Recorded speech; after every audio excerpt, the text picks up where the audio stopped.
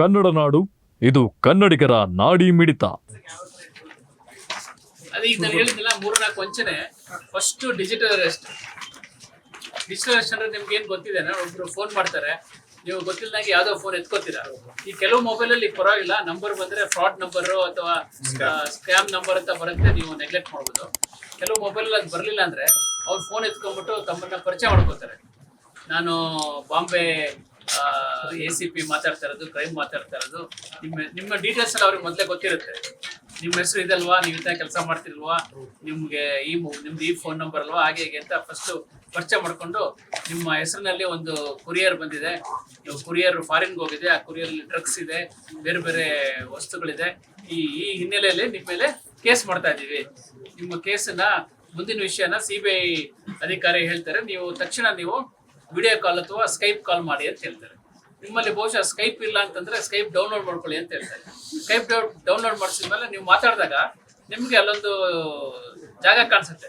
ಅದ್ ನೋಡ್ರೆ ಥಿಯೇಟರ್ ಸಿನಿಮಾದಲ್ಲಿ ಏನ್ ಕಾಣಿಸುತ್ತೆ ಹಂಗೆ ನಮ್ಮ ಪೊಲೀಸ್ ಸ್ಟೇಷನ್ ತರ ಕಾಣುತ್ತೆ. ಅಲ್ಲೊಬ್ಬ ಅಧಿಕಾರಿ ಕೂತಿರ್ತಾರೆ, ಅಕ್ಕಪಕ್ಕ ಪೊಲೀಸರೆಲ್ಲ ಓಡಾಡ್ತಾ ಇರ್ತಾರೆ. ಸೆಟ್ ಅದು ಕ್ಲಿಯರ್ ಆಗಿ ಮಾಡಿರೋ ಸೆಟ್.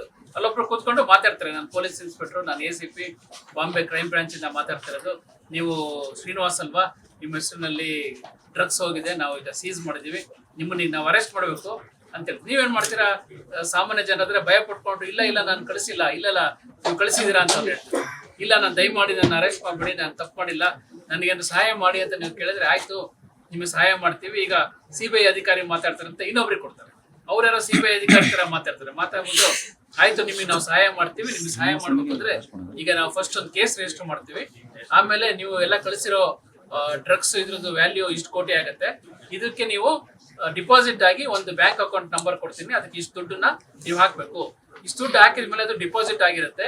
ನಾವು ನಿಮ್ದು ಎಲ್ಲದೂ ಎನ್ಕ್ವೈರಿ ಮಾಡಿ ನಿಮ್ದೇನು ತಪ್ಪಿಲ್ಲ ಅಂದ್ಮೇಲೆ ನಿಮ್ಗೆ ವಾಪಸ್ ಹೇಳ್ತೀವಿ, ನಿಮ್ಗೆ ಆ ಅಕೌಂಟ್ ಇಂದ ನಿಮ್ಗೆ ದುಡ್ಡು ಕಳಿಸ್ತೀವಿ ಅಂತ ಹೇಳ್ತಾರೆ. ನೀವೇನ್ ಮಾಡ್ತೀರಿ, ಅಲ್ಲಿ ತನಕ ನೀವು ಯಾರ ಹತ್ರನೂ ಮಾತಾಡಬಾರ್ದು, ಯಾರಿಗೂ ಹೇಳ್ಬಾರ್ದು, ನಿಮ್ಮ ಮನೆಯವ್ರಿಗೂ ಹೇಳ್ಬಾರ್ದು. ಯಾರಿಗಾರು ಹೇಳಿದ್ರೆ ನಿಮ್ಮನ್ನ ನಾವು ಬಂದು ಅರೆಸ್ಟ್ ಮಾಡ್ತೀವಿ. ಇದನ್ನ ಡಿಜಿಟಲ್ ಅರೆಸ್ಟ್ ಅಂತ ಹೇಳ್ತಾರೆ. ಅಂದ್ರೆ ಡಿಜಿಟಲ್ ತಂತ್ರಾಂಶ.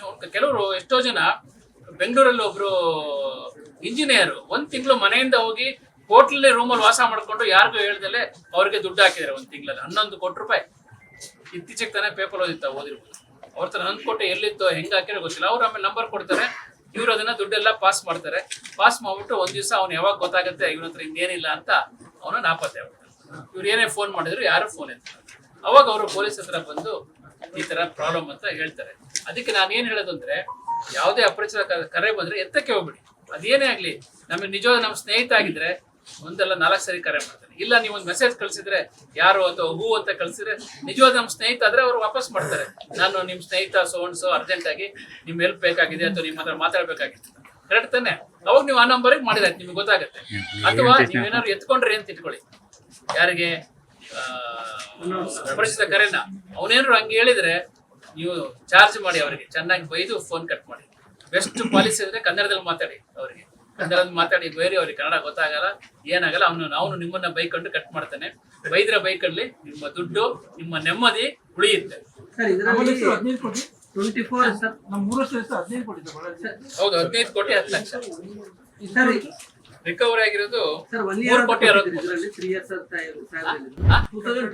ಜನವರಿ ಟು ಡಿಸೆಂಬರ್ ಮಾತ್ರ ಇದೆ. ಯಾವುದು 1 year recovery 3 years recovery 3 years ಅಂತ ಹೇಳಿದ್ರೆ ಇದು 1 year ಅಲ್ಲ ಜನವರಿ 1 ರಿಂದ 24 ಇಲ್ಲಿದೆ ನೋಡಿ. ಇವಾಗ ನಾವೇನ್ ಈ ವರ್ಷ ರಿಕವರಿ ಮಾಡಿದೀವಿ, ಅದರಲ್ಲಿ ಹಳೆಯ ವರ್ಷದ್ದು ಕೂಡ ಇದೆ, ಪ್ರಕರಣಗಳು ಕೂಡ ಇದೆ. ಈ ವರ್ಷ ರಿಕವರಿ ಆಗಿದ್ದು ಈ ಜನವರಿಯಿಂದ ಡಿಸೆಂಬರ್. ಕಳ್ಳರು ಸಿಕ್ಕಿದಾಗ ಹಳೇದು ಕೇಸ್ಗಳು ಹಳೇದು, ಅದು ಸರಿ. ಬಟ್ ನಾವು ವಶಪಡಿಸಿಕೊಂಡಿದ್ದು ಈ ವರ್ಷದಲ್ಲಿ. ನೀವಿನ್ನು ಕನ್ನಡ ನಾಡು ವಾಹಿನಿಯನ್ನ ಸಬ್ಸ್ಕ್ರೈಬ್ ಮಾಡಿಕೊಂಡಿಲ್ವಾ? ಈಗಲೇ ಸಬ್ಸ್ಕ್ರೈಬ್ ಮಾಡಿ, ಬೆಲ್ ಐಕಾನ್ ಅನ್ನ ಒತ್ತಿ ನೋಟಿಫಿಕೇಶನ್ ಗಳನ್ನ ಪಡೆಯಿರಿ.